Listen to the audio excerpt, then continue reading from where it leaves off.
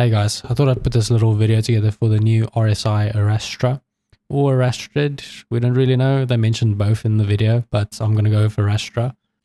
The Arrastra is a new mining ship and refining ship from RSI. How this ship came about was actually last year, about this time.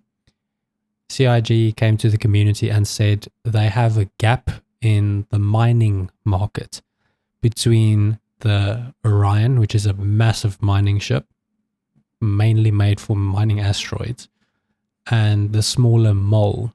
They had a gap, a size gap basically between them. And the community voted for RSI to be the manufacturer that would fill that gap. And hence the Arrastra was born. And CIG has been working on it for the last year to bring it out into concept phase for us. So this is the initial announcement of the concept of the RSI Arrastra. It's not out yet, but they are going to start work on it eventually. And then we'll be able to use it in game.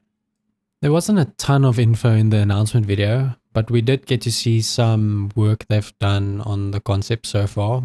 Some 3D models and some videos of the interiors and exteriors and how the guns will work and all that kind of thing.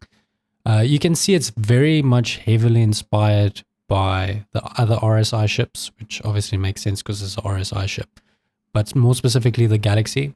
It kind of looks like it's got the Galaxy's frame and then everything else was kind of slapped on top of it. I like the fact that they did the layered design, which is so common with RSI. I mean, that looks very nice. One really cool thing that they did mention was that the turrets on the ship can actually move around. So they are built on top of rails and they can move forwards and backwards. They specifically mentioned the two on the side, and then the turrets on top of the ship can actually go down through the ship and pop out on the other side. And that's so sweet because I don't think any other ship does that, but that's really cool. They actually said that you would be able to see the gun move through the ship from the inside. So I don't know if they have like a little display case going on there so you can see it's moved down. That's really sweet. And also it's kind of interesting because in CitizenCon with that new enhanced mode where where you can like zoom in using your ship's guns and you can like target specific pain points on enemy ships. If you can move the turrets around, that would make it very difficult for somebody to use that enhanced view to like shoot out your turrets.